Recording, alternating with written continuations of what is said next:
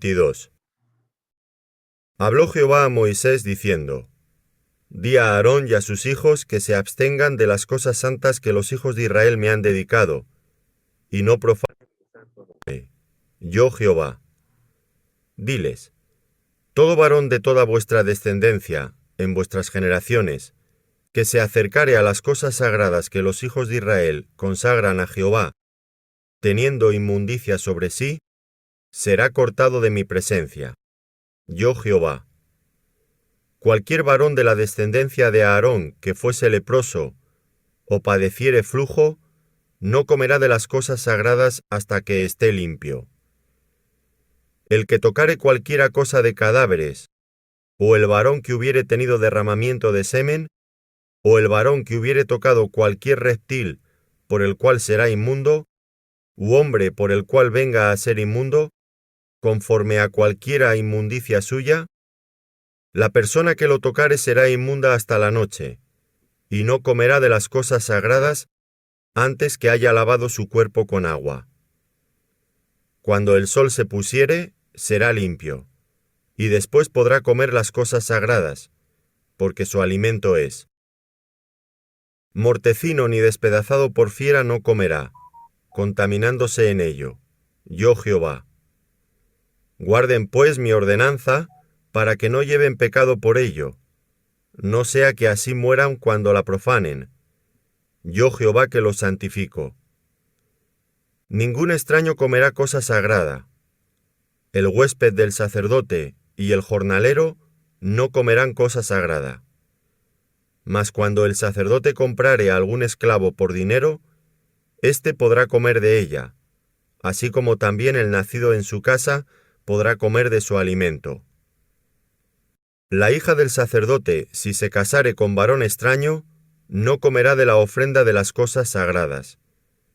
Pero si la hija del sacerdote fuere viuda o repudiada, y no tuviere prole y se hubiere vuelto a la casa de su padre, como en su juventud, podrá comer del alimento de su padre, pero ningún extraño coma de él.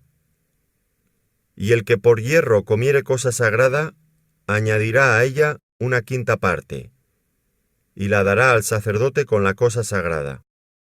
No profanarán pues las cosas santas de los hijos de Israel, las cuales apartan para Jehová, pues les harían llevar la iniquidad del pecado, comiendo las cosas santas de ellos, porque yo, Jehová, soy el que los santifico. También habló Jehová a Moisés diciendo: Habla a Aarón y a sus hijos, y a todos los hijos de Israel, y diles: Cualquier varón de la casa de Israel, o de los extranjeros en Israel, que ofreciere su ofrenda en pago de sus votos, o como ofrendas voluntarias ofrecidas en holocausto a Jehová, para que sea aceptado, ofreceréis machos sin defecto de entre el ganado vacuno, de entre los corderos o de entre las cabras. Ninguna cosa en que haya defecto ofreceréis, porque no será acepto por vosotros. Asimismo, cuando alguno ofreciere sacrificio en ofrenda de paz a Jehová para cumplir un voto, o como ofrenda voluntaria, sea de vacas o de ovejas, para que sea aceptado será sin defecto. Ciego, perniquebrado, mutilado, verrugoso, sarnoso o roñoso, no ofreceréis estos a Jehová, ni de ellos pondréis ofrenda encendida sobre el altar de Jehová. Buey o carnero que tenga de más o de menos, podrás ofrecer por ofrenda voluntaria, pero en pago de voto no será acepto. No ofreceréis a Jehová animal con testículos heridos, o magullados, rasgados o cortados, ni en vuestra tierra lo ofreceréis.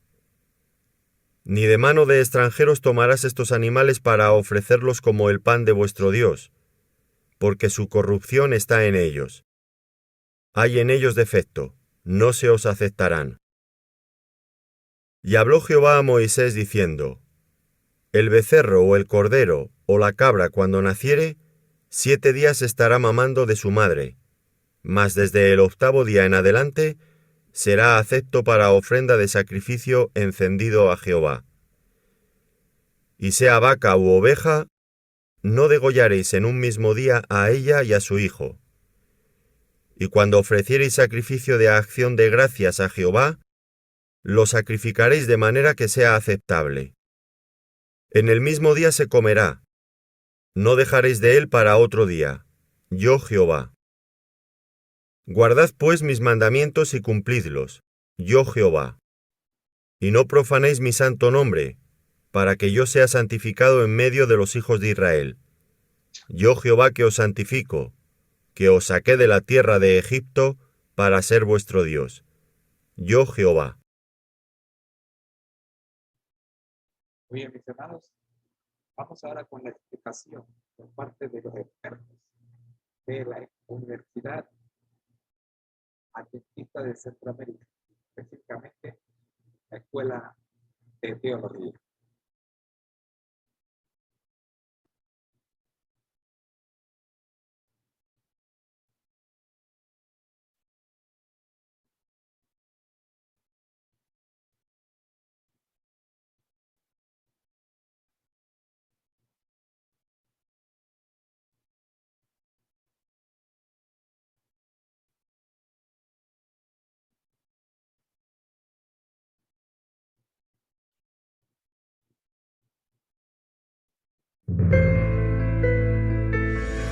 Como refugio en la tormenta. Esta emisora y la Facultad de Teología de la Universidad Adventista presentan su programa Creed en sus profetas. Es tu palabra.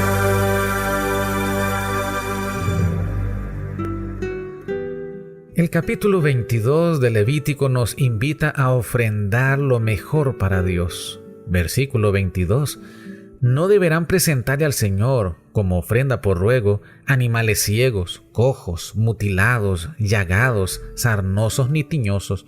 No ofrecerán en el altar ninguno. A diferencia de las religiones paganas, donde los sacerdotes vivían en forma disoluta, buscaban el poder y no eran ejemplos morales, Dios estableció normas de pureza para que los sacerdotes vivan con el propósito de enseñar las leyes divinas, para ayudar al pueblo a vivir en santidad y acercarse a Dios con temor y adoración. En segundo lugar, se pide a los oferentes que no debían ofrecer a Dios animales ciegos, cojos, mutilados, llagados, sarnosos ni tiñosos. Así como en la antigüedad se demandaba traer ofrendas aceptables ante el Señor, presentamos este día los siguientes desafíos. 1. Planifiquemos en nuestros hogares cuánto se dará de ofrenda y no sacar las monedas más pequeñas que encontremos en los bolsillos o carteras. Número 2, distribuyamos las ofrendas entre todos los miembros de la familia. De esta manera todos participaremos del acto de ofrendar. Tercero, de acuerdo a las bendiciones adicionales que hemos recibido, entreguemos ofrendas de gratitud para el sostenimiento del edificio donde se adora a Dios. Y número 4, Dios no solo nos brinda para nuestro sustento, sino que nos añade un poco más para poder compartir con las personas que están a nuestro lado y necesitan de un pedazo de pan. La cita selecta hoy se encuentra en el libro Consejos para los Maestros, página 327. ¿No tendrá el pueblo de Dios, con más frecuencia, santas convocaciones para dar gracias a Dios por sus ricas bendiciones?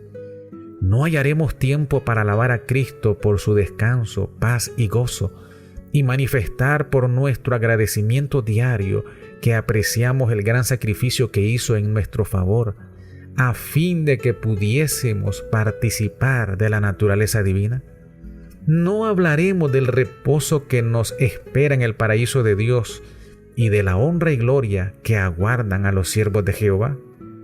Isaías 32:18 dice: «Y mi pueblo habitará en morada de paz, en habitaciones seguras y en recreos de reposo».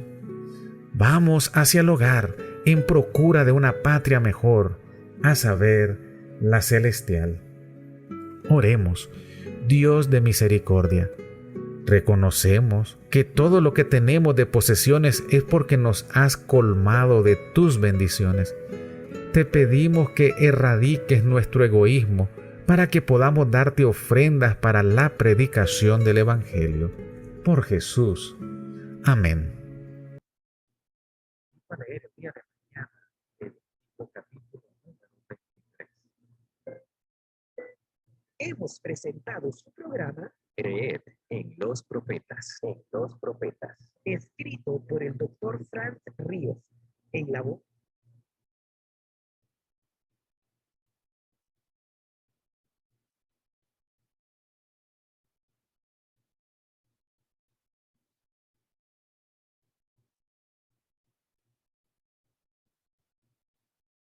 Bien, a continuación vamos con Cristo en su santuario.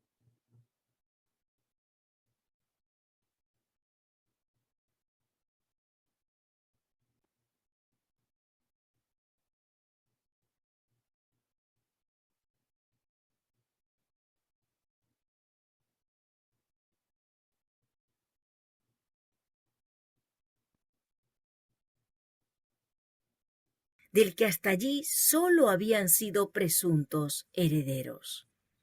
Estos y otros pasajes bíblicos probaron de Miller que los acontecimientos que generalmente se esperaba que se verificasen antes de la venida de Cristo, tales como el reino universal de paz y el establecimiento del reino de Dios en la tierra, debían realizarse después del segundo advenimiento. Además, todas las señales de los tiempos y la condición del mundo correspondían a la descripción profética de los últimos días. Por el solo estudio de las Escrituras, Miller se vio forzado a concluir que el período fijado para la subsistencia de la tierra en su estado actual estaba por terminar. El impacto de la cronología bíblica. Él dice: otra clase de evidencia que afectó vitalmente mi mente fue la cronología de las Escrituras.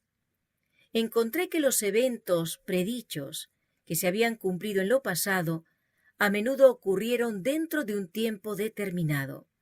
Los 120 años hasta el diluvio, los 7 días que debían precederlo, con la predicción de 40 días de lluvia, los 400 años de la estadía de la simiente de Abraham, los 3 días de los sueños del copero y del panadero, los 7 años de Faraón, los 40 años en el desierto, los 3,5 años de hambre, los 70 años del cautiverio, los 7 tiempos de Nabucodonosor, y las 7 semanas, 62 semanas y una semana, que sumaban 70 semanas determinadas para los judíos.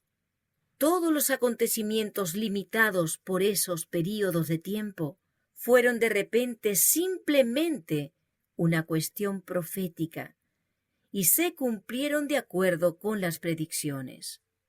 Por consiguiente, al encontrar en su estudio de la Biblia varios períodos cronológicos que, según su modo de entenderlos, se extendían hasta la segunda venida de Cristo, no pudo menos que considerarlos como los tiempos señalados, que Dios había revelado a sus siervos. Moisés dice: «Las cosas secretas pertenecen a Jehová nuestro Dios, mas las reveladas son para nosotros y para nuestros hijos para siempre». Y el Señor declara por el profeta Amós que Él no hará nada sin que revele su secreto a sus siervos los profetas. Así que los estudiantes de la palabra de Dios pueden confiadamente esperar encontrar indicado claramente en las Escrituras de verdad el evento más estupendo que se realizará en la historia humana.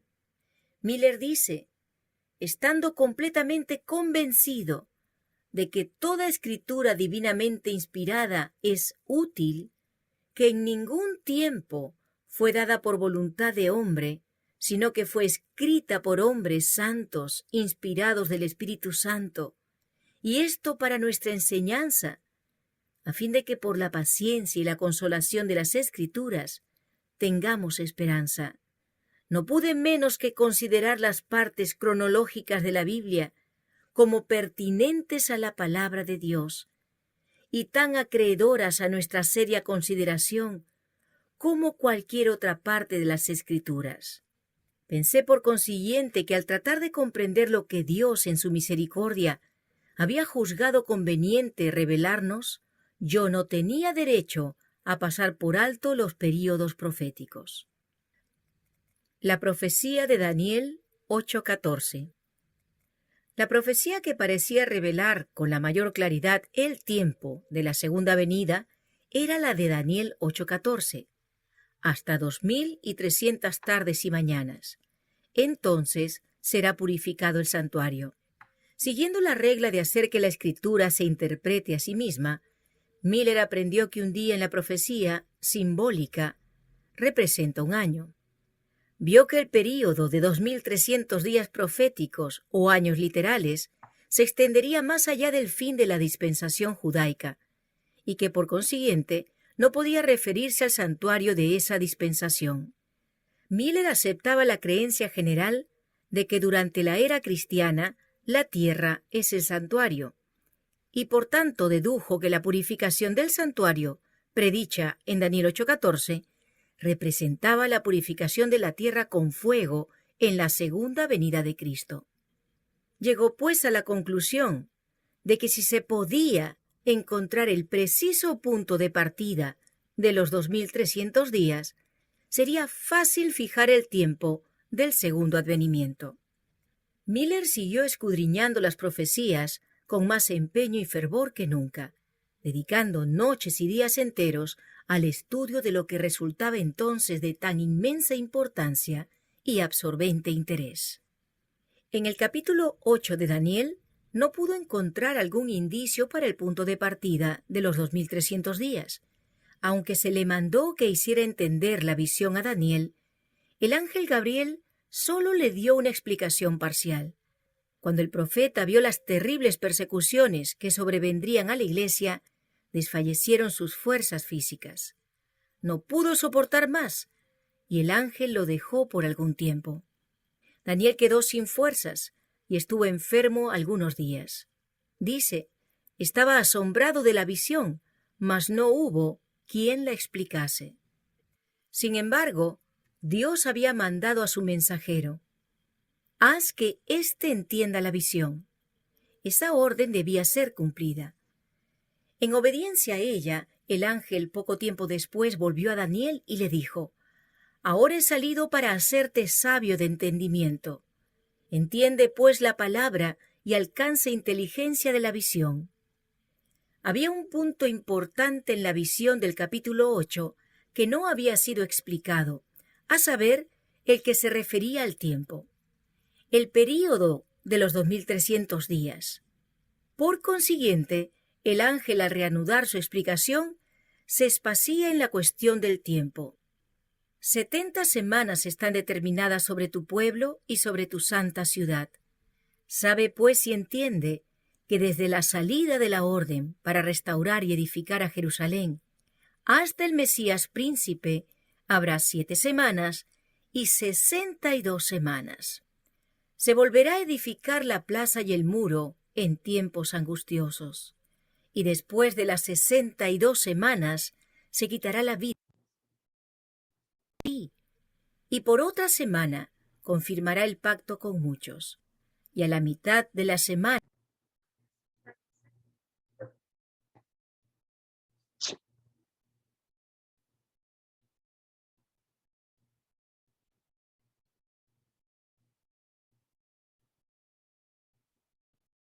Bien, vamos con el devocional ahora.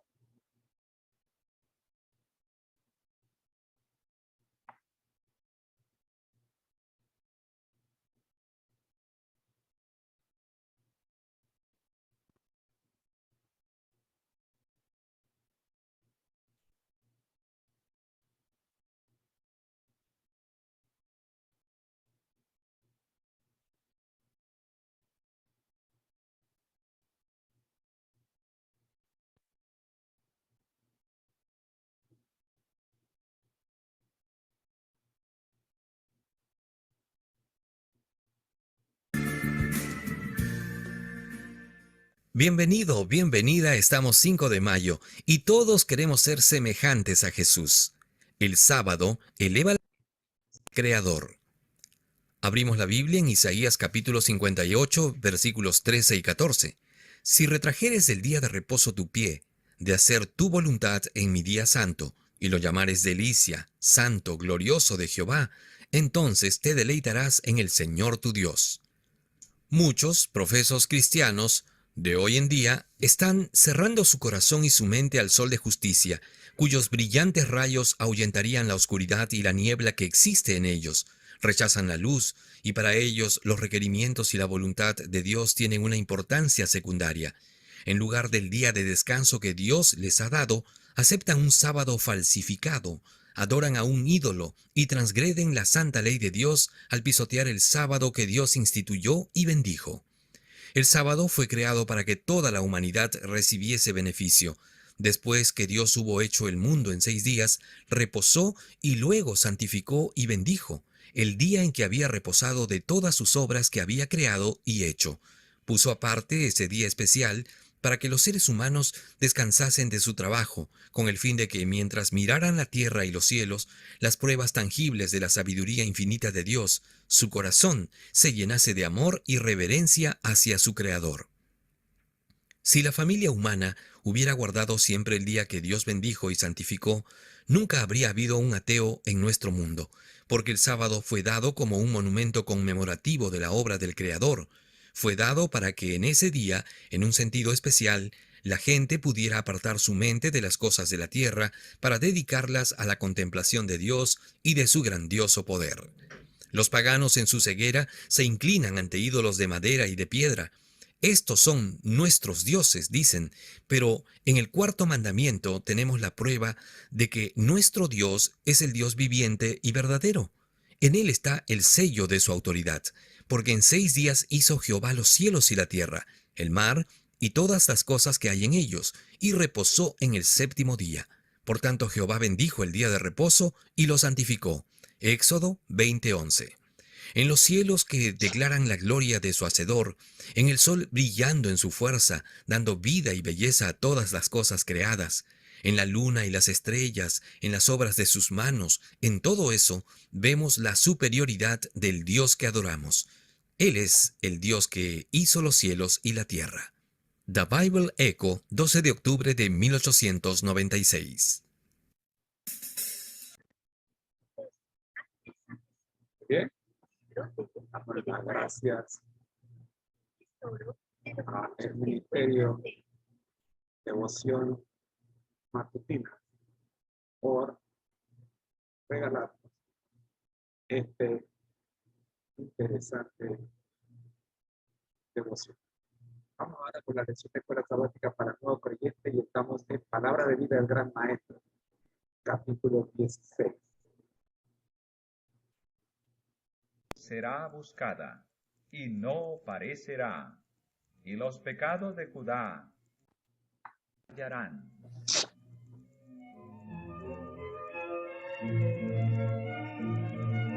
La rehabilitación del hombre. Qué Basado seguridad en Lucas se nos da 15, aquí 11 a de la 32. buena voluntad de Dios para recibir al pecador arrepentido. ¿Has escogido tú, lector, tu propio camino? ¿Has vagado lejos de Dios? ¿Has procurado deleitarte con los frutos de la transgresión para hallar tan solo que se vuelven ceniza en tus labios? Y ahora, desperdiciada tu hacienda, frustrados los planes de tu vida y muertas tus esperanzas, ¿te sientes solo y abandonado? Hoy, aquella voz que hace tiempo ha estado hablando a tu corazón, pero a la cual no querías escuchar, llega a ti distinta y clara.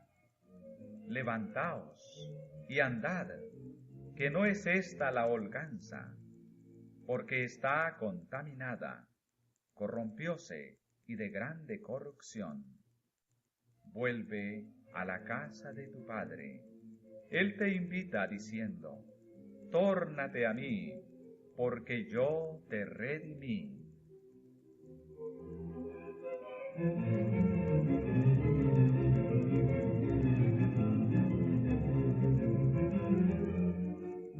No prestéis oído a la sugestión del enemigo de permanecer lejos de Cristo hasta que os hayáis hecho mejores, hasta que seáis suficientemente buenos para ir a Dios.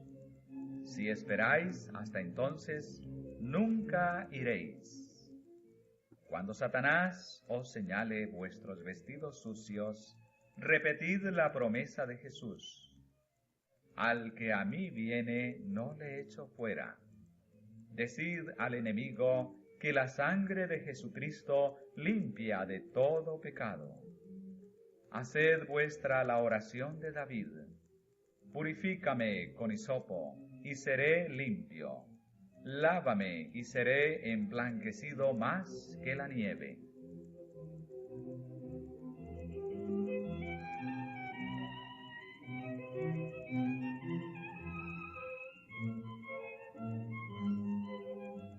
Levantaos e id a vuestro Padre. Él os saldrá al encuentro muy lejos. Si dais, arrepentidos, un solo paso hacia Él, se apresurará a rodearos con sus brazos de amor infinito. Su oído está abierto al clamor del alma contrita. Él conoce el primer esfuerzo del corazón para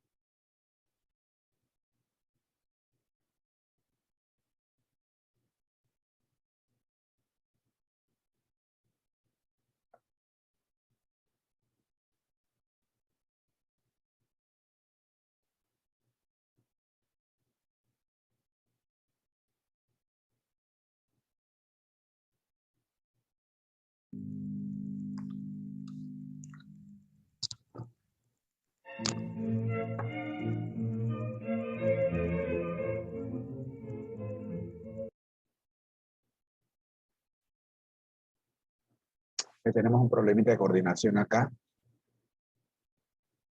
Vamos a tratar de corregirlo.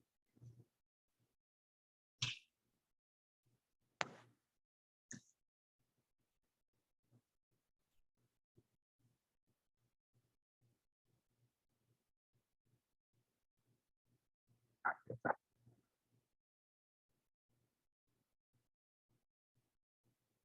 Bien, ya hemos corregido el problema. Vamos a continuar.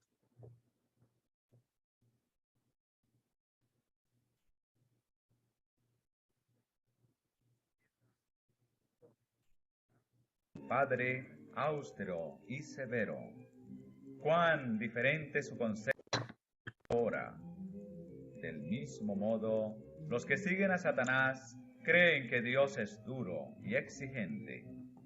Creen que los observa para denunciarlos y condenarlos, y que no está dispuesto a recibir al pecador mientras tenga alguna excusa legal para no ayudarle. Consideran su ley como una restricción a la felicidad de los hombres, un yugo abrumador del que se libran con alegría. Pero aquel cuyos ojos han sido abiertos por el amor de Cristo, contemplará a Dios como un ser compasivo. No aparece como un ser tirano e implacable, sino como un padre que anhela abrazar a su hijo arrepentido. El pecador exclamará con el salmista: como el padre se compadece de los hijos, se compadece Jehová de los que le temen. Bien, vamos a la quinta parte de este estudio. En la parábola no se vitupera al pródigo, ni se le echa en cara su mal proceder. El hijo siente que el pasado es perdonado y olvidado, borrado para siempre. Y así Dios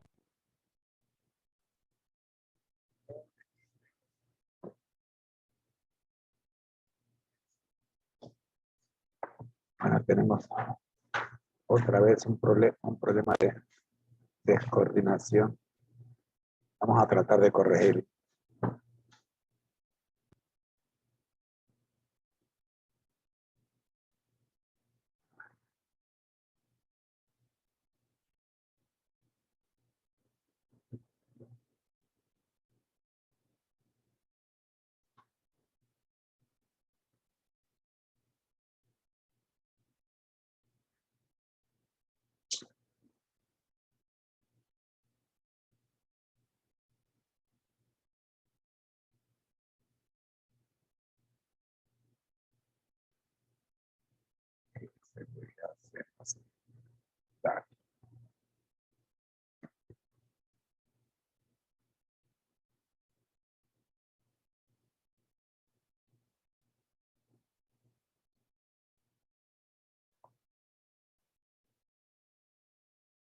niebla tus pecados. Perdonaré la maldad de ellos, y no me acordaré más de su pecado. Deje el impío su camino, y el hombre inicuo sus pensamientos, y vuélvase a Jehová, el cual tendrá de él misericordia, y al Dios nuestro, el cual será amplio en perdonar. En aquellos días y en aquel tiempo, dice Jehová, la maldad de Israel será buscada, y no parecerá, y los pecados de Judá, y no se hallarán.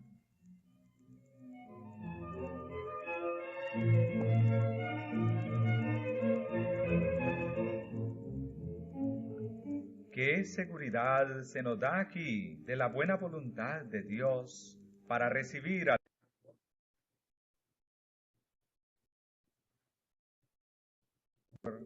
tu propio camino? ¿Has vagado lejos de Dios?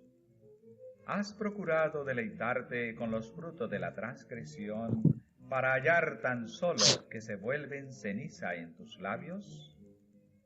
Y ahora, desperdiciada tu hacienda, frustrados los planes de tu vida y muertas tus esperanzas, ¿te sientes solo y abandonado? Hoy, aquella voz que hace tiempo ha estado hablando a tu corazón, pero a la cual no querías escuchar, llega a ti distinta y clara. Levantaos y andad, que no es esta la holganza, porque está contaminada, corrompióse y de grande corrupción. Vuelve a la casa de tu Padre. Él te invita diciendo: tórnate a mí, porque yo te redimí.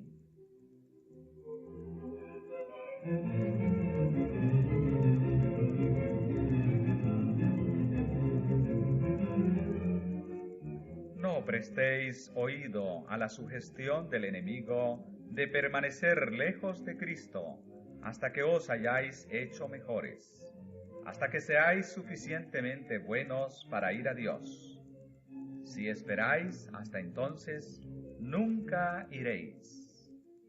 Cuando Satanás os señale vuestros vestidos sucios, repetid la promesa de Jesús: al que a mí viene, no le echo fuera.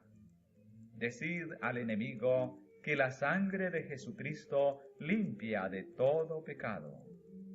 Haced vuestra la oración de David: purifícame con hisopo, y seré limpio. Lávame, y seré emblanquecido más que la nieve.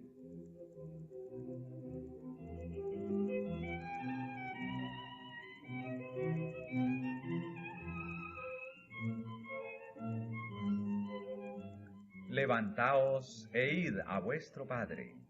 Él os saldrá al encuentro muy lejos. Si dais, arrepentidos, un solo paso hacia Él, se apresurará a rodearos con sus brazos de amor infinito. Su oído está abierto al clamor del alma contrita. Él conoce el primer esfuerzo del corazón para llegar a Él.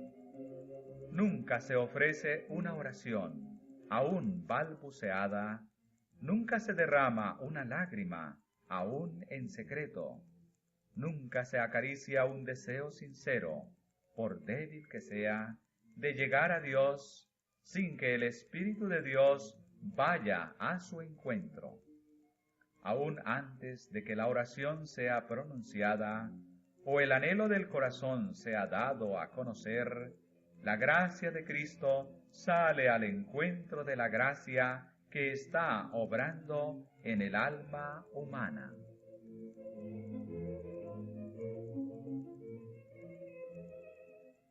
Vuestro Padre Celestial os quitará los vestidos manchados por el pecado.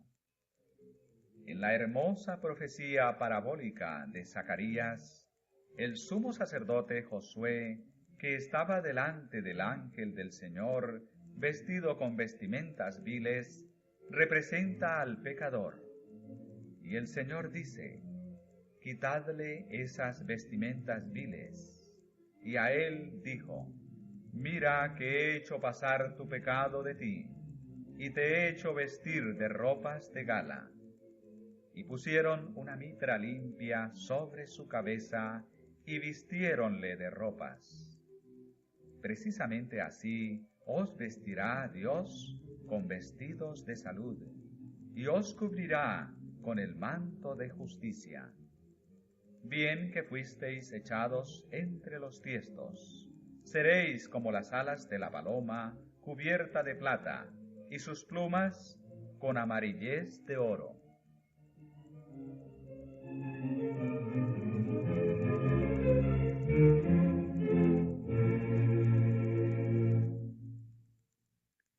Él os llevará a su casa de banquete, y su bandera que flameará sobre vosotros será amor. Si anduviereis por mis caminos, declara él, entre estos que aquí están te daré plaza. aún entre los santos ángeles que rodean su trono.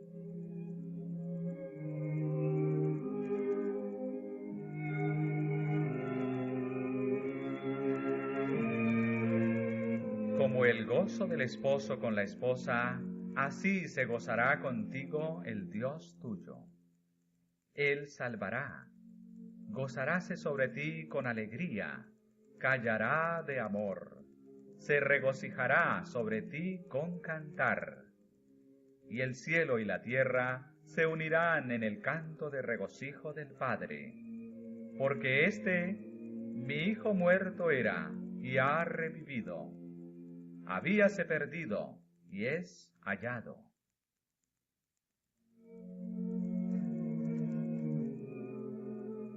Hasta esta altura, en la parábola del Salvador, no hay ninguna nota discordante que rompa la armonía de la escena de gozo. Pero ahora Cristo introduce otro elemento. Cuando el pródigo vino al hogar, su hijo el mayor estaba en el campo, el cual como vino y llegó cerca de casa, oyó la sinfonía y las danzas. Y llamando a uno de los criados, preguntóle qué era aquello. Y él le dijo: Tu hermano ha venido, y tu padre ha muerto el becerro grueso por haberle recibido salvo. Entonces se enojó y no quería entrar.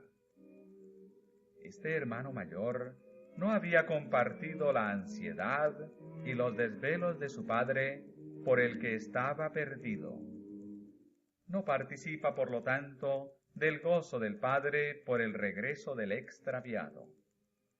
Los cantos de regocijo no encienden ninguna alegría en su corazón. Inquiere de uno de los siervos la razón de la fiesta, y la respuesta excita sus celos. No irá a dar la bienvenida a su hermano perdido. Considera como un insulto a su persona el favor mostrado al pródigo.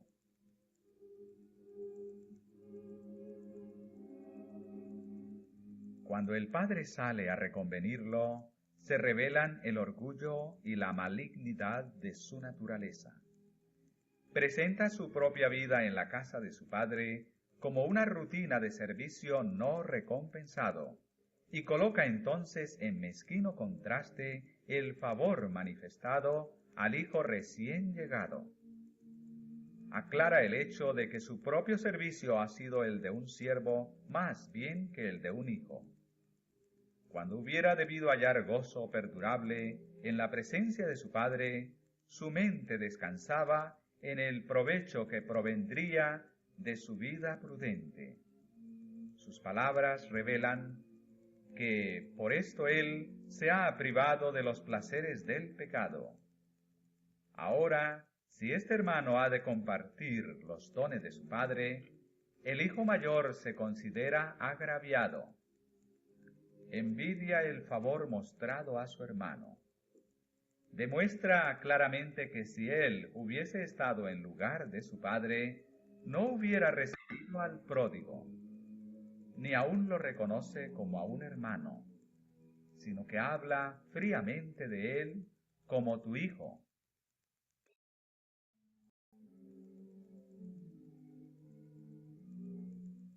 No obstante, el padre arguye tiernamente con él. Hijo, dice, tú siempre estás conmigo, y todas mis cosas son tuyas. A través de todos estos años de la vida perdida de tu hermano, ¿no has tenido el privilegio de gozar de mi compañía?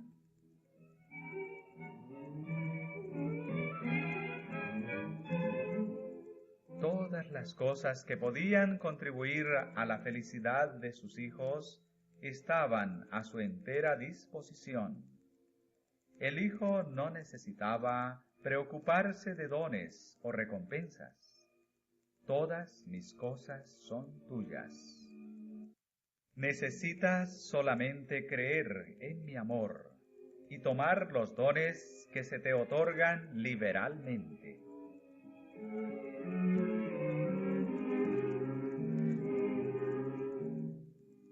Un hijo se había ido por algún tiempo de la casa, no discerniendo el amor del padre, pero ahora ha vuelto, y una corriente de gozo hace desaparecer todo pensamiento de desasosiego.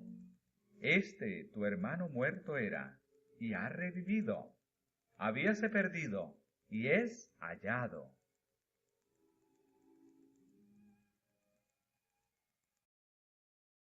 Se logró que el hermano mayor viera su propio espíritu vil y desagradecido. Llegó a ver que aunque su hermano había obrado perversamente, ¿era todavía su hermano? ¿Se arrepintió el hermano mayor de sus celos y de la dureza de su corazón? Concerniente a esto, Cristo guardó silencio, porque la parábola todavía se estaba desarrollando, y a sus oyentes les tocaba determinar cuál sería el resultado.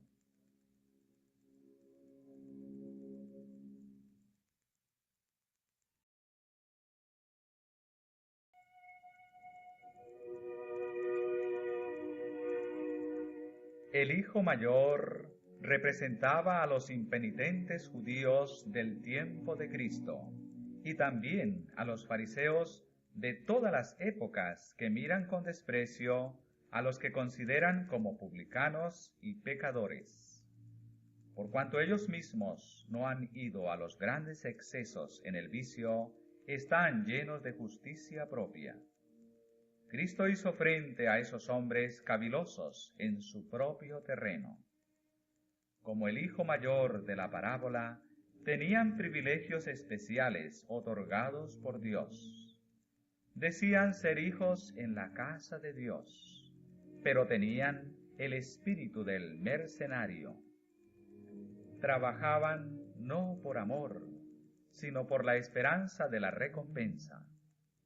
A su juicio, Dios era un patrón exigente.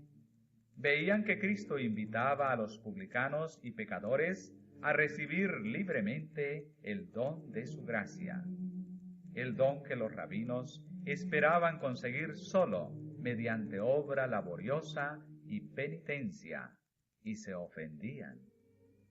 El regreso del pródigo, que llenaba de gozo el corazón del Padre, solamente los incitaba a los celos. La amonestación del padre de la parábola al hijo mayor era una tierna exhortación del cielo a los fariseos. Todas mis cosas son tuyas, no como pago, sino como don. Como el pródigo, las podéis recibir solamente como la dádiva inmerecida del amor del Padre. La justificación propia no solamente induce a los hombres a tener un falso concepto de Dios, sino que también los hace fríos de corazón y criticones para con sus hermanos. El hijo mayor, en su egoísmo y celo, estaba listo para vigilar a su hermano, para criticar toda acción y acusarlo por la menor deficiencia. Estaba listo para descubrir cada error y agrandar todo mal acto. Así trataría de justificar su propio espíritu no perdonador. Muchos están haciendo lo mismo hoy día. Mientras el alma está soportando sus primeras luchas contra un diluvio de tentaciones, ellos se mantienen porfiados, tercos, quejándose, acusando. Pueden pretender ser hijos de Dios, pero están manifestando el espíritu de Satanás. Por su actitud hacia sus hermanos, estos acusadores se colocan donde Dios no puede darles la luz de su presencia.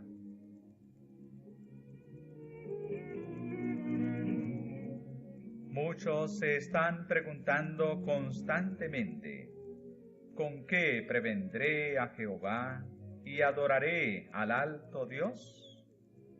¿Vendré ante él con holocaustos, con becerros de un año? ¿Agradaráse Jehová de millares de carneros o de 10,000 arroyos de aceite? Pero, oh hombre, él te ha declarado qué sea lo bueno y qué pida de ti Jehová. Solamente hacer juicio y amar misericordia y humillarte para andar con tu Dios. Este es el servicio que Dios ha escogido: desatar las ligaduras de impiedad, deshacer los haces de opresión, y dejar ir libres a los quebrantados, y que rompáis todo yugo, y no te escondas de tu carne. Cuando comprendáis que sois pecadores salvados solamente por el amor de vuestro Padre Celestial, sentiréis tierna compasión por otros que están sufriendo en el pecado. No afrontaréis más la miseria y el arrepentimiento con celos y censuras. Cuando el hielo del egoísmo de vuestros corazones se derrita, estaréis en armonía con Dios y participaréis de su gozo por la salvación de los perdidos.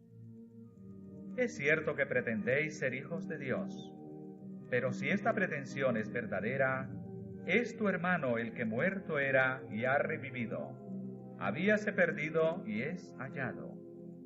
Está unido a ti por los vínculos más estrechos, porque Dios lo reconoce como hijo. Si niegas tu relación con él, demuestras que no eres sino asalariado en la casa y no hijo en la familia de Dios. Aunque no os unáis para dar la bienvenida a los perdidos, el regocijo se producirá, y el que haya sido restaurado tendrá lugar junto al Padre y en la obra del Padre. Aquel a quien se le perdona mucho, ama mucho, pero vosotros estaréis en las tinieblas de afuera, porque el que no ama no conoce a Dios, porque Dios es amor.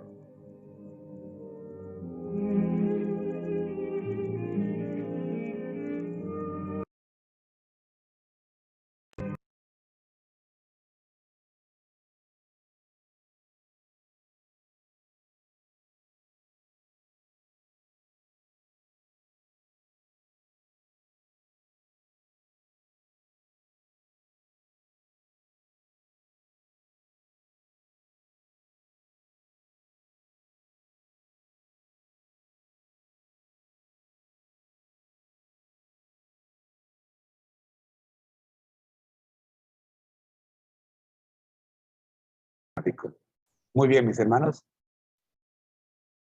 Hemos llegado al final de esta tercera parábola registrada en Lucas 15. Las conclusiones que tengo acá de este interesante estudio. La pregunta que estamos resolviendo es: ¿quién te define a ti? Y como conclusión tenemos: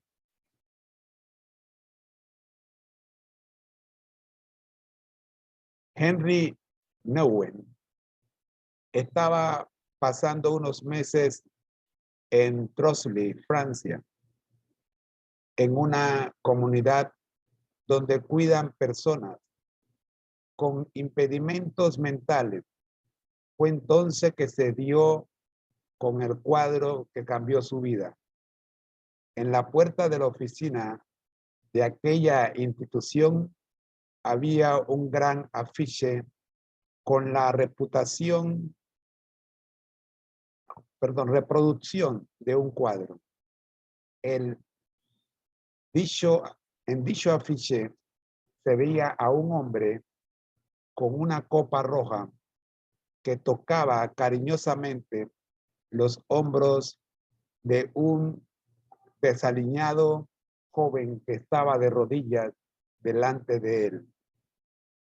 Cuando Nouwen preguntó acerca del afiche, le dijeron que era una reproducción de un cuadro de Rembrandt, El regreso del hijo pródigo.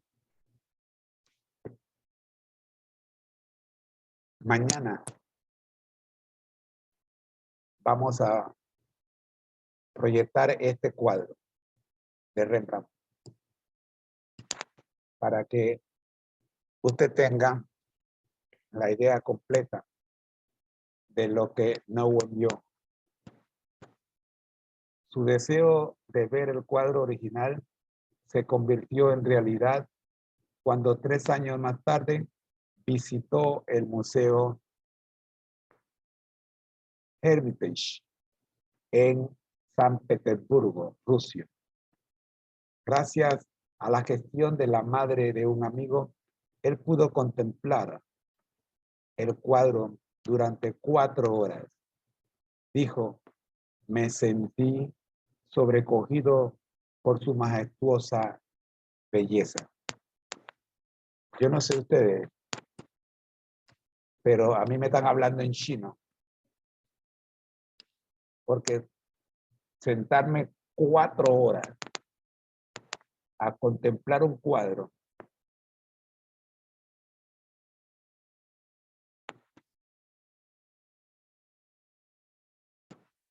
es una proeza, definitivamente es una proeza. Algo muy profundo se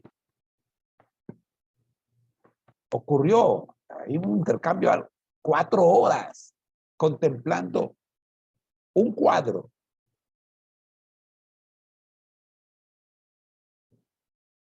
Unas pocas semanas después de visitar el Hermitage, Nowen llegó a la ciudad de Toronto para vivir y trabajar como pastor de una comunidad de discapacitados mentales. Para hacerlo, había renunciado a su empleo como profesor de la Universidad de Harvard. En el libro El regreso del hijo pródigo, Nowen utilizó aquel cuadro para interpretar su propia jornada. 4 horas contemplando un cuadro. De esas 4 horas, Nowen escribe un libro que se vuelve. Al principio, Nowen se identificó con el hijo pródigo y anheló recibir el abrazo del padre. Luego, que un amigo sugirió que Nowen quizás era más parecido al hermano mayor que al hijo pródigo. La frase final de su jornada espiritual, estimulada por la parábola y por aquel cuadro, surge cuando un consejero le dijo, no importa si eres el hijo menor o el mayor, tienes que reconocer que se te ha llamado a desempeñar el papel del padre.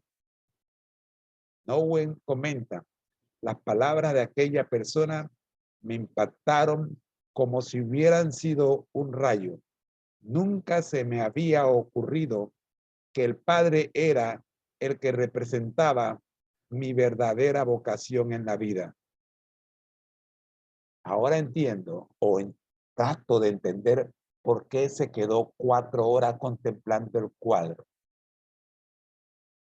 Al igual que Nowen, cada cristiano transita hacia la restauración de la imagen de Dios y al igual que el Padre, la parábola les ofrece a los demás una bienvenida acompañada del perdón y bendiciones. Dice Elena en el último párrafo, aunque no os unáis para dar la bienvenida a los perdidos, el regocijo se producirá y el que haya sido restaurado tendrá lugar junto al Padre y en la obra del Padre. Aquel a quien se le perdona mucho, ama mucho. Pero vosotros estaréis en las tinieblas de afuera, porque el que no ama no conoce a Dios, porque Dios es amor. Así, mis queridos hermanos, cerramos este estudio recordándote la pregunta principal. ¿Quién te define a ti? ¿A quién está mirando tus ojos? ¿A quién está mirando tu vista? ¿A quién están mirando tus ojos? ¿A quién está contemplando tu mente?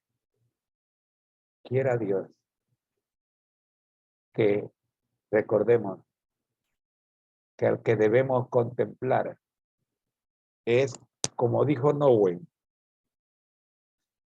cada cristiano transita hacia la restauración de la imagen de Dios y al igual que el Padre en la parábola, al igual que el Padre en la parábola, les ofrece a los demás una bienvenida acompañada de perdón y bendiciones. Nowen dijo, las palabras de aquella persona me inspiraron como si hubiera sido un rayo. Nunca se me había ocurrido que el Padre era el que representaba mi verdadera vocación en la vida.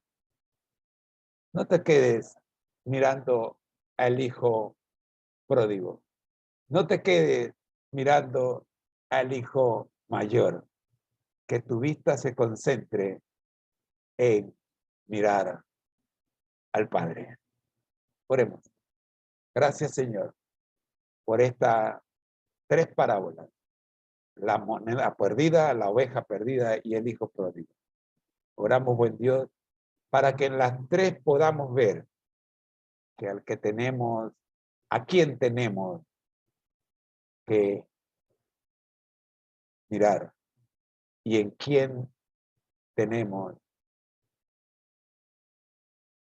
que enfocar nuestra atención.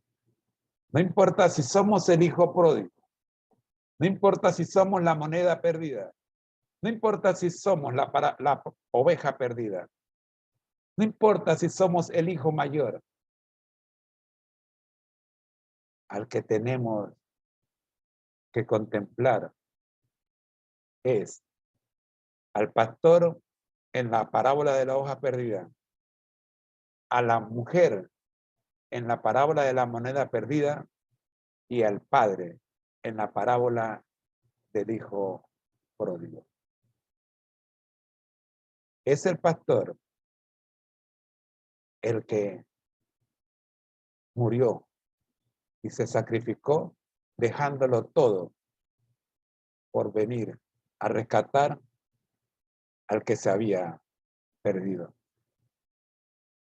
Es la mujer que se sacrifica cambiando todas sus actividades por limpiar la casa, por sacudir el polvo, recoger la basura para encontrar la moneda perdida. Y es el Padre el que sufre todo el tiempo mientras el hijo perdido estuvo fuera. Oramos en el nombre de Jesús para que podamos contemplar al Padre en este estudio. Por Jesús. Amén. Muy bien, queridos hermanos, hasta aquí estaré yo hoy con ustedes. Hoy el resto de la programación queda a cargo de mi querida esposa Rosita y nosotros nos vemos mañana. Dios les bendiga.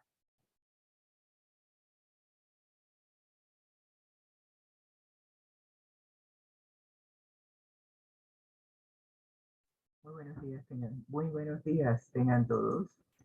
Es un privilegio estar nuevamente con ustedes en esta mañana.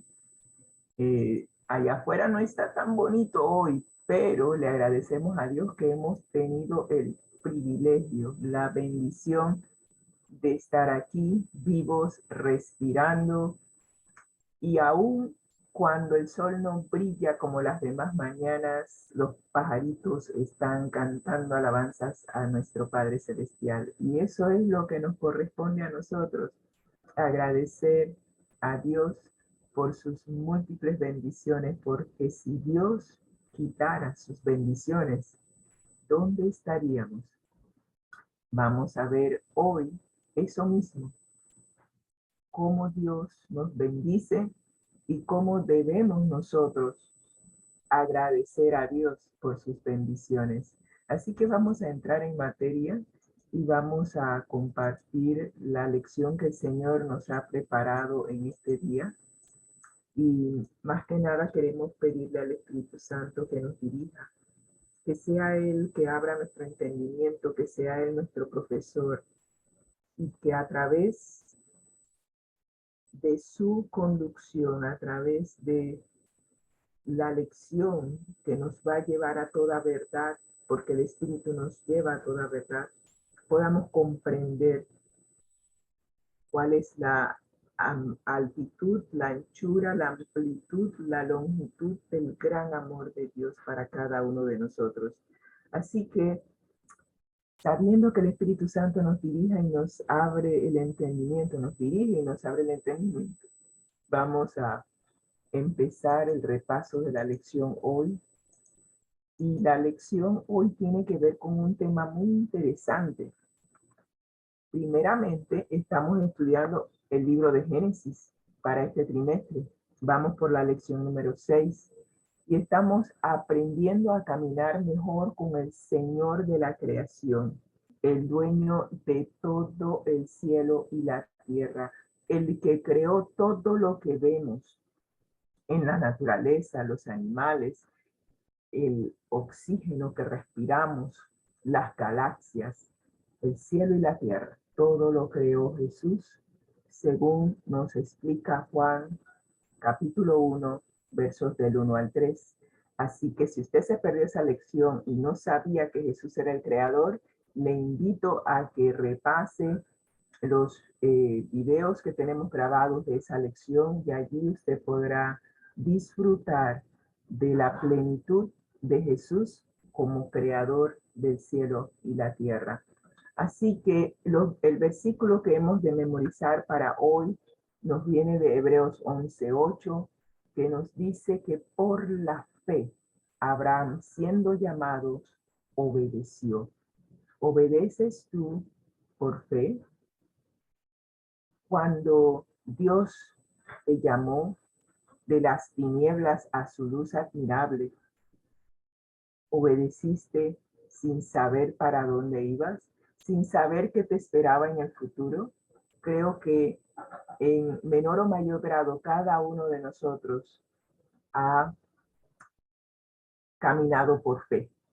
No sabíamos qué nos deparaba el futuro, pero sí sabíamos que en donde estábamos y que el estilo de vida que llevábamos no era el mejor. Así que aceptamos el llamado de Dios cuando lo hizo, y por fe, al igual que Abraham, siendo llamados, obedecimos. Salimos de las tinieblas a su luz admirable, para que al final, cuando Jesús venga, podamos recibir como herencia aquello que Jesús fue a preparar para cada uno de nosotros y que está preparado desde la fundación del mundo.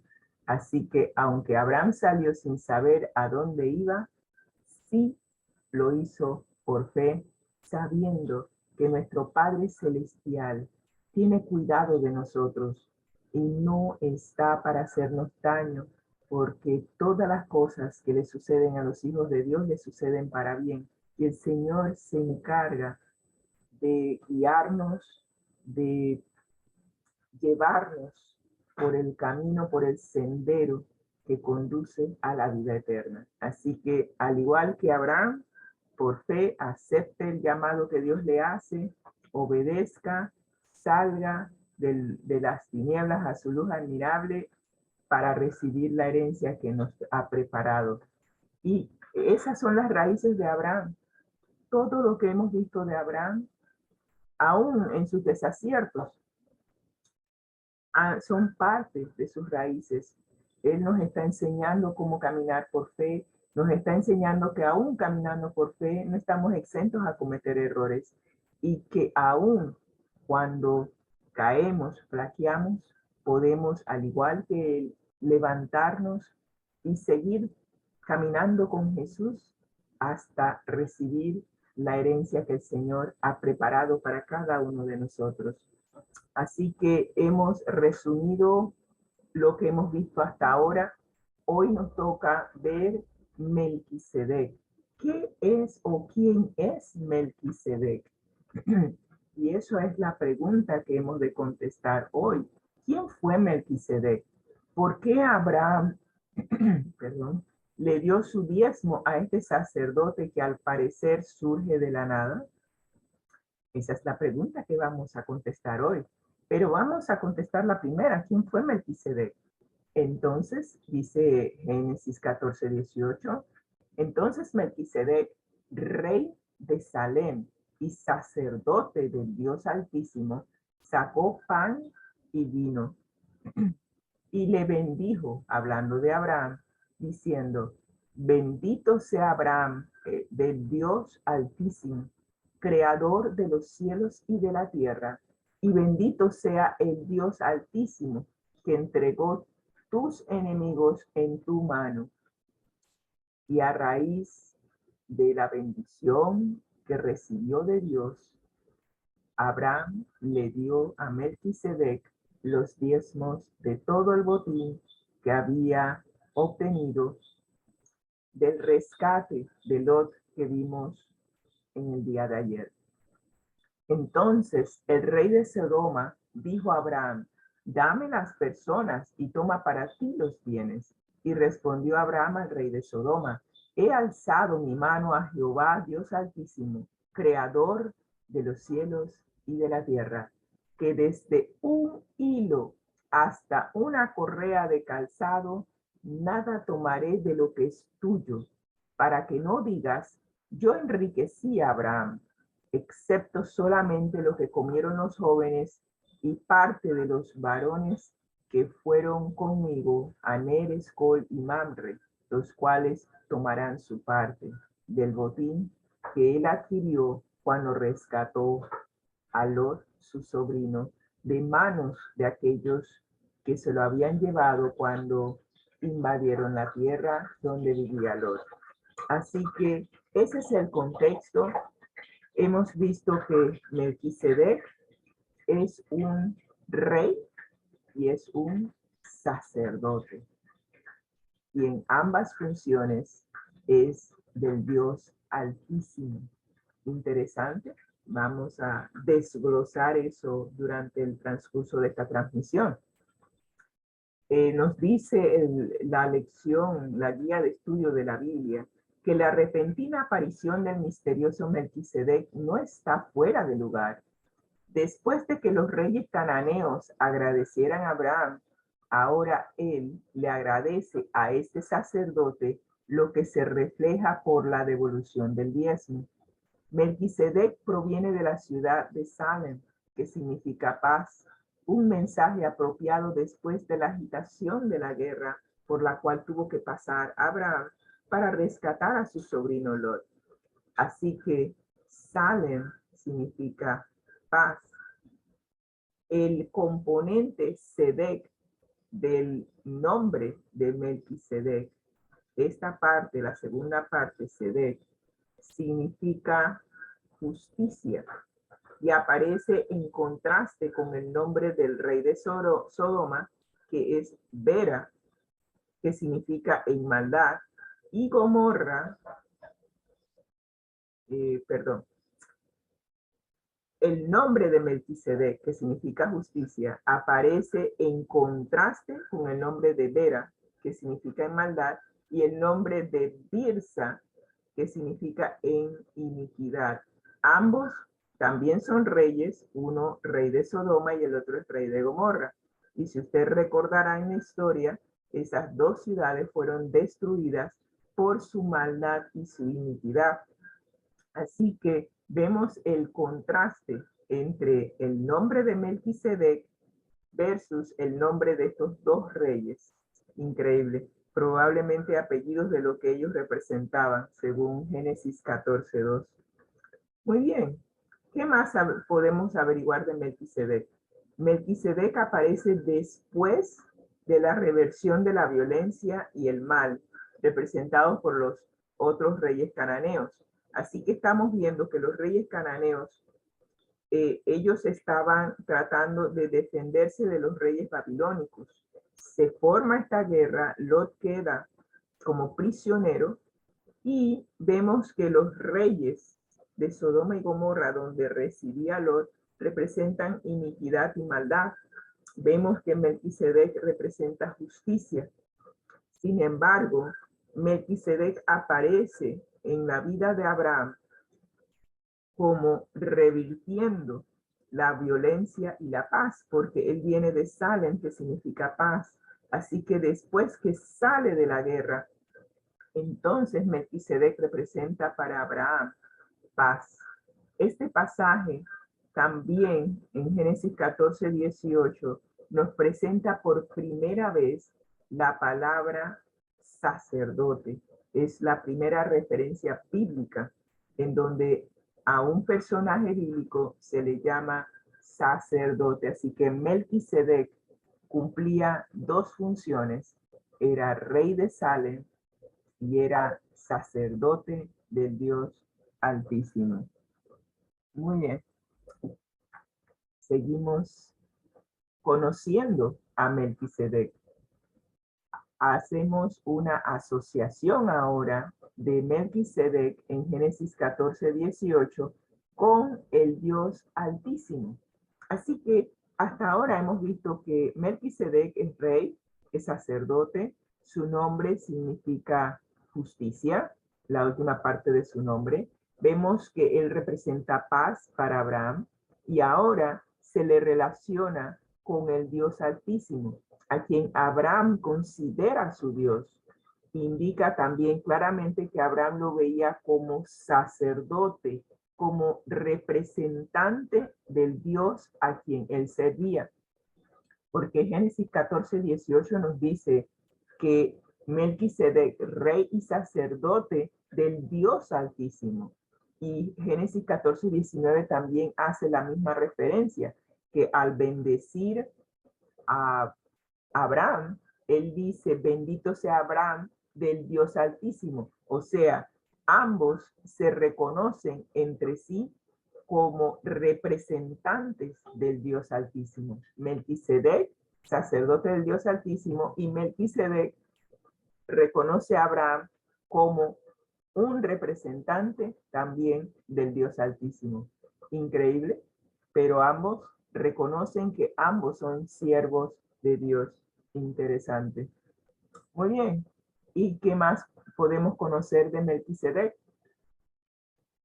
Hay un detalle que es muy importante y muchas personas han querido confundir a Melquisedec con Cristo.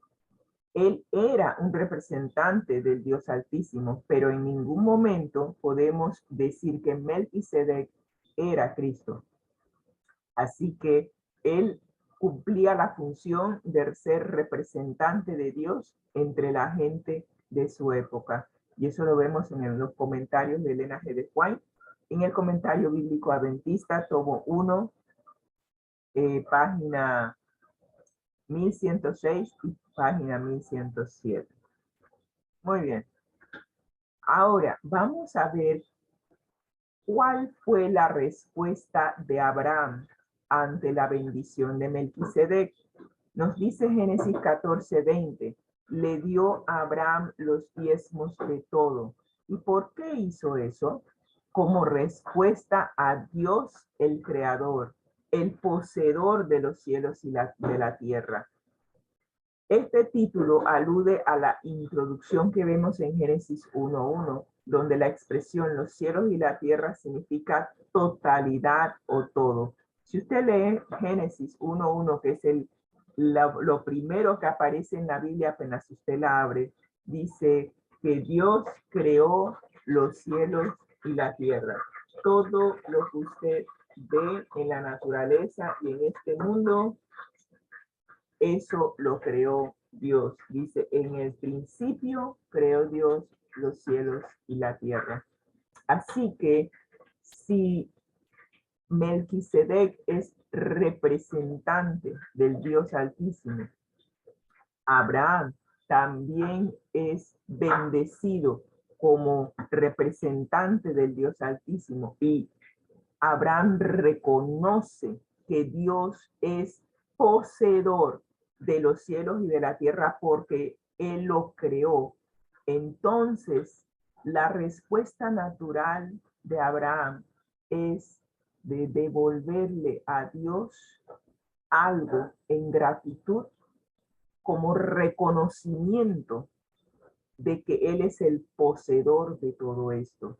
Y realmente al estudiar este texto, nos damos cuenta de que cuando tú devuelves los diezmos, realmente, no sé, veo que hay algunas versiones que hablan de pagar el diezmo. Nosotros no pagamos el diezmo, nosotros no somos los empleadores de Dios, ¿ok? Porque Dios es el dueño y señor de toda esta tierra. Entonces, si yo le pago a Dios cuando yo devuelvo los diezmos y ofrendas, ¿qué le estoy diciendo? Que Dios está por debajo de mí, yo soy el dueño, yo soy el administrador y yo le pago a Dios. Eso es lo que estoy diciendo. No sé quién inventó la palabra de que había que pagar los diezmos, pero ese término está totalmente fuera de orden y está fuera de todo su contexto. Dios es el poseedor de los cielos y de la tierra. Él es el dueño de todo. Entonces, cuando yo devuelvo los diezmos, lo estoy haciendo devolviéndoselo al dueño, porque Él es el dueño. Él simplemente me lo dio y me dio los recursos que tengo para que yo fuese un subadministrador de los recursos que Él ha puesto en mis manos. Así que cuando entendemos eso en su contexto verdadero, vamos a entender por qué Abraham le dio los diezmos a Melquisedec en respuesta a que Dios es el creador, es el dueño, y él simplemente estaba mostrando su gratitud por las bendiciones recibidas. Así que vemos ahora, vimos el texto en Génesis 14, 18 al 20, que es del Antiguo Testamento, y ahora vemos en el Nuevo Testamento cómo Hebreos 7, del 1 al 6, nos muestra la relación del diezmo como una expresión de gratitud al Creador, quien es el dueño de todo. Y eso es lo que hay que poner en contexto. Cuando lo comparamos comparamos Hebreos 7, del 2 al 6, con Génesis 28, 22, nos damos cuenta de que los patriarcas que fueron antes que nosotros, siempre que devolvieron el diezmo, lo hicieron en gratitud. Miren el texto acá de Jacob en Génesis 28, 22, que nos dice: y esta piedra que he puesto por señal será casa de Dios, y de todo lo que me dieres, el diezmo apartaré para ti. Aquí Jacob está reconociendo que el dueño de todo es Dios. ¿Y qué es lo que él está haciendo? Mostrando su gratitud, apartando el diezmo y devolviéndole a Dios como una expresión de gratitud por todo lo que Dios le dio. Porque ahí dice: de todo lo que me dieres, apartaré el diezmo. Así que es importante mantener esa relación. Y Abraham no fue una excepción. Aquí en Hebreos también se menciona a Melquisedec, rey de Salem, y que Abraham le dio los diezmos de todo, y que era importante reconocer cuán grande era Dios en ese momento, porque Dios le había dado la victoria a Abraham. Y al darle la victoria, al rescatar a su siervo Lot, a su sobrino Lot, entonces en ese rescate, él obtuvo grande riqueza, obtuvo un botín bastante grande. Y él le dice al rey de Sodoma, yo no quiero nada de lo que es tuyo, porque realmente todo lo que se habían llevado los invasores pertenecía al reino de Sodoma. Así que Abraham le dijo, yo no quiero que tú en el futuro me vengas a decir que yo me enriquecí a causa de este botín. Así que no voy a tomar ni siquiera un hilo, ni siquiera nada, ¿ok?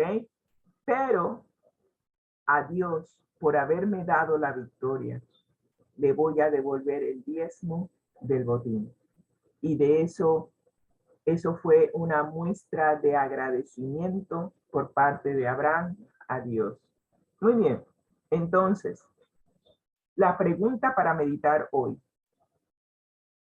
¿Por qué el acto de devolver el diezmo es un poderoso indicador de la fe, así como un gran acto de edificación de la fe? Hay algo que de repente usted no se ha dado cuenta. Cuando hablamos del diezmo, estamos hablando de la 10ª parte de lo que usted recibe. Así que si yo recibo $1, lo único que Dios me está pidiendo es como muestra de gratitud, yo le dé 10 centavos. Espero que mi matemática haya funcionado, Marilu. El diezmo de... Yo le dé. Ah, ok, yo le devuelva. Yo le devuelvo a Dios 10 centavos. Pero lo que quería saber es si el cálculo matemático estaba correcto. Está correcto. Muy bien. Entonces, yo no sé, yo analizo esto. El Señor me dio $1 y Él solo me está pidiendo que como muestra de gratitud yo le devuelva 10 centavos. Yo me quedo, o sea, Él es el dueño de todo. Y como muestra de gratitud, que le devuelva 10 centavos, yo me quedo, yo dije definitivamente que Dios me está pidiendo migajas. Y es simplemente para mi beneficio, para que yo no me vuelva egoísta, me vuelva un lagarto y quiera poseerlo todo, porque no es mío, es de Él. Y Él simplemente me lo ha dado para que yo lo administre, para que a través de lo que Él me da como bendición, yo pueda bendecir a los demás. Y siempre recordaré esa alimentación de los 5,000, en donde los pequeños peces y panecillos del almuerzo de un niño se multiplicaron a tal punto que fueron de bendición para más de 5,000 personas. Porque 5,000 personas nada más que eran los hombres. Hay que contar las mujeres y los niños. Así que yo me pongo a pensar, ese niño lo dio todo. Ni siquiera estamos hablando del diezmo. Lo dio todo. Pero el darlo todo resultó ser una bendición para muchas personas. Y yo me pongo a pensar, Dios es el dueño de todo. Él me da para que a través de lo que me da se puedan bendecir a otras personas. Dios le dio a ese niño y ese niño lo dio todo. Dios nos da a nosotros el aire que respiramos, las fuerzas para trabajar, nos da los alimentos, porque mucha gente dice, oh, yo me gané tanto con el esfuerzo, con el sudor de mi frente. ¡Aló! ¿Y quién te dio las fuerzas físicas para trabajar? ¿Quién te dio el cerebro para pensar? ¿Quién te dio las 2 manos, los 2 pies? ¿Quién te dio el oxígeno para respirar? Todo es de Dios. Y si Él te quitara, aunque sea un pedacito de eso, ¿a dónde estaríamos? Y eso es lo que nosotros a veces no nos damos cuenta. Ahora, yo te puedo decir una cosa. Cuando tú honras a Dios, como dice Proverbios 3, 9 al 10, cuando tú honras a Dios con tus bienes y con lo primero de todo lo que tú recibes, puedes tener la plena seguridad que nunca te va a faltar. Yo siempre le he dicho a la gente, por lo menos en mi experiencia, en mi caminar con el Señor, nunca entenderé la matemática de Dios. Yo noto que Dios a mí me da. Yo voy con la canasta vacía, le digo, Señor, se me acabó, ¿podrías llenar por favor la canasta? Y él me dice, ok, aquí va, me llena la canasta. Y yo salgo con esa canasta y reparto como el Espíritu Santo me dice. Y cuando se me acaba, regreso, Señor, se me acabó la canasta. Y es un ir y venir igual que los discípulos alimentando a los 5,000. Yo no sé, yo creo que si los discípulos en algún momento hubiesen decidido, ¿saben una cosa? Yo no sé cuándo se va a acabar la multiplicación de estos panes y peces, así que déjame agarrar una canasta y yo me la guardo por si las. Yo no sé qué hubiera pasado si el milagro hubiera dejado de funcionar en ese momento, pero yo sí sé una cosa. Los discípulos al final, después de que todo el mundo se sació, porque no fue que comieron, se saciaron, sobraron 12 cestos. Así que estamos hablando de que cada discípulo quedó con una canasta llena de comida. Inclusive si leemos, creo que es el deseado de toda la gente que tiene ese capítulo que habla de ese milagro, ellos pudieron inclusive llevar comida y repartirlo a sus familiares en casa. Así que esto de Proverbios 3, 9, 10, que si tú honras a Dios con tus bienes, serán llenos tus graneros con abundancia. De que funciona, funciona. Y yo lo he visto, por mucho que yo digo, ay, que a veces estoy apretada y todo lo demás. Aquí, cuando tú abres la refrigeradora, abres la alacena, no sabes por dónde meter las cosas porque todo está lleno y tú te quedas, wow. Dios bendice. Aún estando en pandemia, yo vi la bendición de Dios. Aquí nunca faltó la comida y la comida llegaba y también se compartía con los demás. Así que honra a Dios con tus bienes, que no son tuyos, por cierto, son de Él. Él simplemente te los ha dado para que tú los administres. Sé un buen administrador y te darás cuenta de cómo Dios te bendice. Y vamos a ver la cita de la hermana White para concluir. Estamos viendo la cita de la historia de los patriarcas y profetas, página 564, que nos dice: el sistema de los diezmos y de las ofrendas, que no hemos mencionado las ofrendas, que las ofrendas sí son libres. En las ofrendas tú puedes hacer tu pacto con Dios, tú puedes devolver lo que el corazón te diga, y allí Dios te da a libertad que tú muestres tu gratitud libremente. Y créanme, yo tengo mi pacto con Dios, y mi diezmo, no es mi diezmo, es el diezmo de Dios. Devuelvo el diezmo como expresión de gratitud por todo lo que el Señor me ha dado. Y las ofrendas también son una expresión de gratitud. Y he pactado con Dios en devolverle otro diezmo. Y créanme, mis hermanos, ha sido una bendición desde que tengo ese pacto. Yo no tengo cómo agradecerle a Dios, y muchas veces le digo, Señor, no merezco tus bendiciones, pero las agradezco. Y cada día que me levanto, le agradezco a Dios por todas las bendiciones que me dio, que me da y que me sigue dando. Y procuro, con la dirección del Espíritu Santo, que de todo lo que me da, compartir con aquellos que el Espíritu Santo me pone en el camino. Así que cuando tú haces eso, créeme, es más bendecido dar que recibir. Eso sí se lo puedo garantizar. Tú sientes una alegría que no se puede explicar en palabras. Cuando tú ves que de lo que diste, una persona puede comer, una persona puede alimentar a su familia, una persona puede salir adelante. Lo he visto tantas y tantas y tantas veces en mi caminar con Dios, que me quedaría aquí toda la mañana agradeciéndole a Dios por sus múltiples bendiciones. Así que el sistema de los diezmos y las ofrendas tenía por objeto grabar en las mentes de nosotros, seres humanos, una gran verdad, a saber que Dios es la fuente de toda bendición para sus criaturas y que se le debe gratitud por los preciosos dones de su providencia.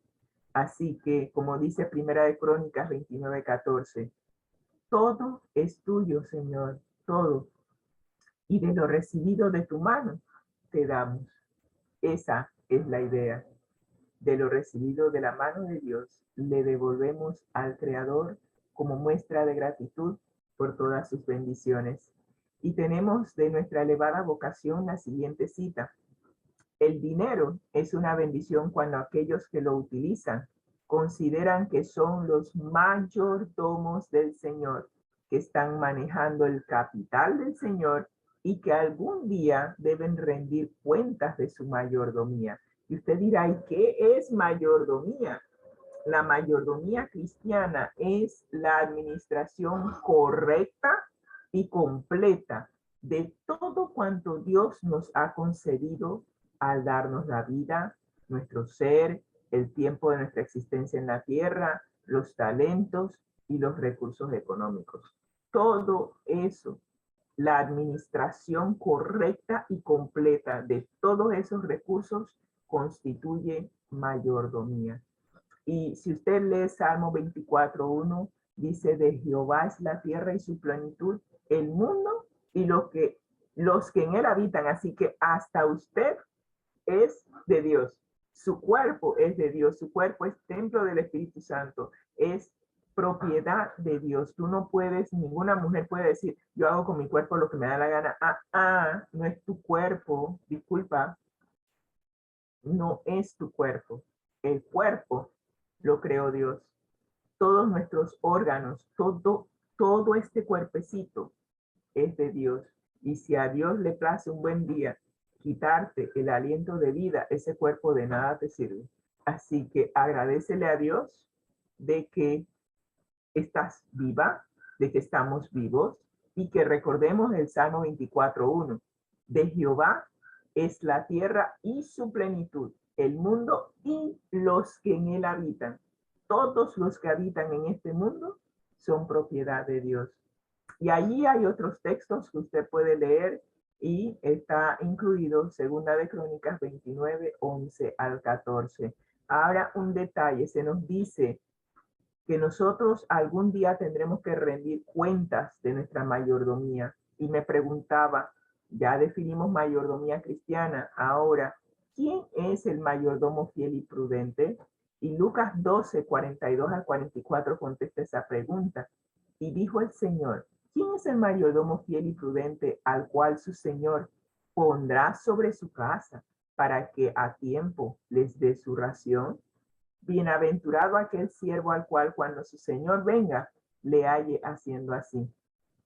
En verdad os digo que le pondrá sobre todos sus bienes. Si usted es un mayordomo fiel, si usted administra todo su tiempo, sus recursos, su cuerpo correcta y completa, conforme a la sabiduría que Dios le da, entonces cuando venga el Señor, le pondrá sobre todos sus bienes. Esa es la herencia inconmovible que nos espera al ser mayordomos fieles y prudentes. Y hay otro detalle que revela nuestra elevada vocación, ahora en página 194, que nos dice, ¿revela vuestro libro de cuentas que habéis negociado fielmente con vuestro Dios? ¿Sois pobres? Entonces dad vuestro poco. ¿Habéis sido bendecidos con abundancia? Entonces aseguraos de apartar lo que el Señor registra como suyo. El descuido de confesar a Cristo en vuestros libros de cuentas os priva del gran privilegio de tener vuestro nombre registrado en el libro de la vida del Cordero. increíble que si tú no reconoces a Dios como el dueño y señor de este mundo y tú decides, este dinero yo me lo gané con el sudor de mi frente, es mío, yo hago con mi dinero lo que a mí me dé la gana, no hay problema. El Señor dirá, bueno, yo registro en el libro de la vida aquel que me es fiel y como tú no me quieres reconocer como dueño y señor de todo, no hay problema. Tu nombre, disculpa, no va a aparecer en el libro de la vida. Así que, ¿de qué te vale tener todo aquí que es temporal? Este mundo es temporal, porque según nos dice Apocalipsis 21, eventualmente todo esto va a ser deshecho por fuego y se va a crear un nuevo cielo y una nueva tierra donde ya no existirá el dolor, ni la muerte, ni el clamor, ni la enfermedad, no más COVID, no más guerras. Y en ese mundo, si tú hiciste una inversión, si tú fuiste un buen administrador aquí en la tierra, entonces el Señor te pondrá sobre los bienes en el cielo. Pero si tú acá decidiste que tú no querías invertir sabiamente para ser reconocido como administrador o, o inclusive ser reconocido como un mayordomo fiel, porque si tú eres fiel en lo poco, por lo mucho serás fiel. Si acá no fuiste fiel, tu nombre no va a aparecer en el libro de la vida y no podrás ser entonces heredero de ese reino que Dios fue a preparar para cada uno de nosotros. Así que tenemos una decisión que tomar. Y nos dice la penúltima lámina que tenemos aquí de nuestra elevada vocación, lo siguiente: nuestro Padre Celestial nos enseña mediante su propio ejemplo de benevolencia. Dios nos da constante y abundantemente. ¿Cuántas cosas Dios no nos da todos los días? La habilidad de pensar, el hecho de que nuestro corazón late, el oxígeno que respiramos, el hecho de que podemos oír, podemos probar la comida, podemos comer, tenemos 2 manos, 2 pies, tantas cosas. Dios nos da constante y abundantemente. Toda bendición terrena procede de su mano. Así como dice Filipenses 4:19, así que mi Dios les proveerá de todo lo que necesiten conforme a las gloriosas riquezas que tiene en Cristo Jesús.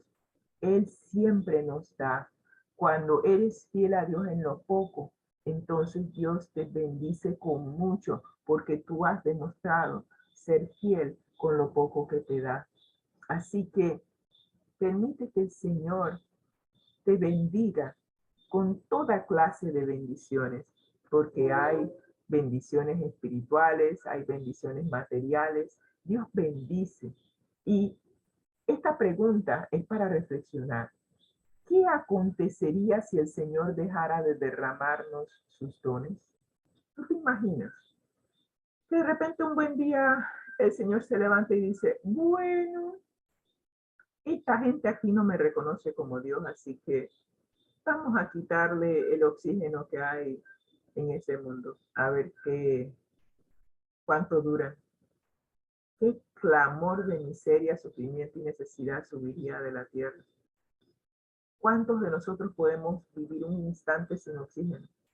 Que Dios retirara su misericordia, que Dios retirara su aliento de vida. Todos pereceríamos. Así que es necesario diariamente. Nosotros necesitamos una corriente del amor y de la bondad de nuestro Padre Celestial. Recuerda siempre que el primero en dar fue Dios.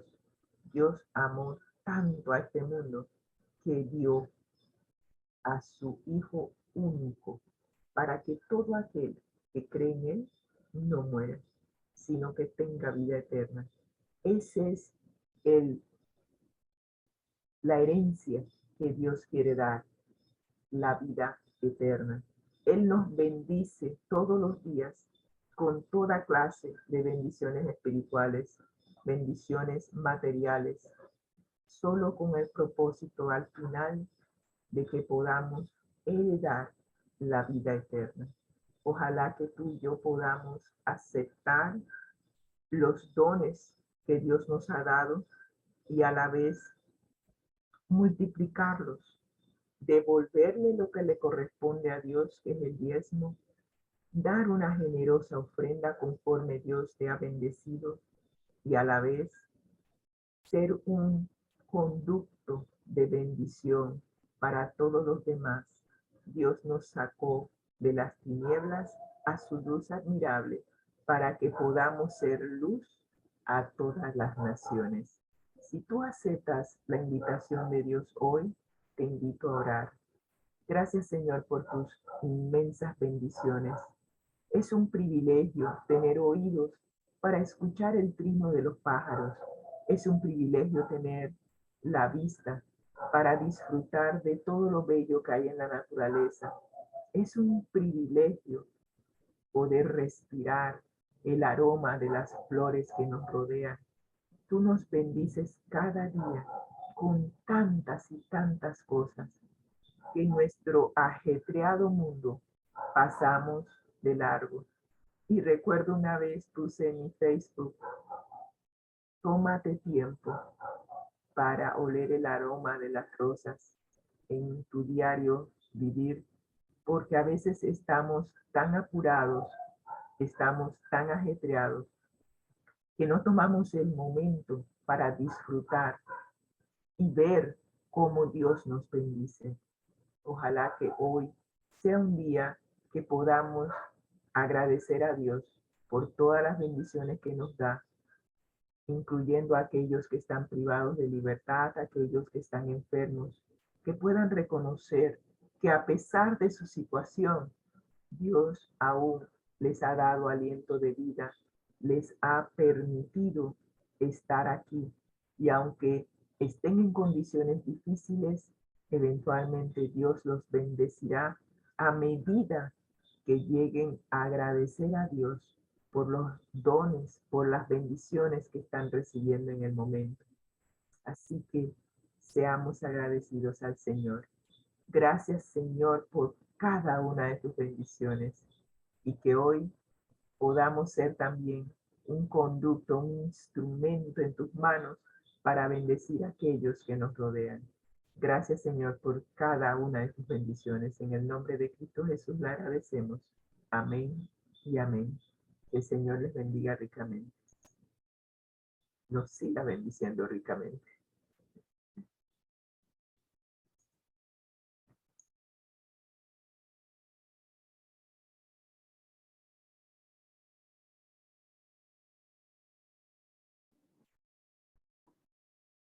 Muy bien, mis hermanos, eso es todo por hoy.